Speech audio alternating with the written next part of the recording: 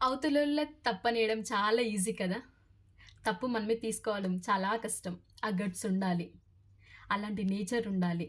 అవతలోళ్ళ situation నుంచి కూడా ఆలోచించి, వాళ్ళ కోసం కూడా వాళ్ళు ఉన్నా, లేకపోయినా నీ లైఫ్‌లో స్టాండ్ తీసుకునే ఆ గట్స్ ఉండాలి. ఏదైనా చిన్న విషయం జరిగి, నీ లైఫ్‌లోంచి కొంతమంది వెళ్ళిపోయినా, ఉన్నా, వాళ్ళు లేనప్పుడు, లేదా వాళ్ళు మాయమైపోయినప్పుడు, వాళ్ళ వల్లే ఇలా జరిగిపోయింది. వాళ్ళే 100% తప్పు చేశారు.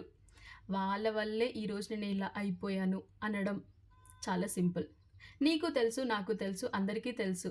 మంచిగున్నంత సేపు క్రెడిట్స్ ఇద్దరు తీసుకున్నప్పుడు, విడిపోయినప్పుడు మాత్రమే ఒకరి మీద తోసేయడం ఎంతవరకి కరెక్ట్?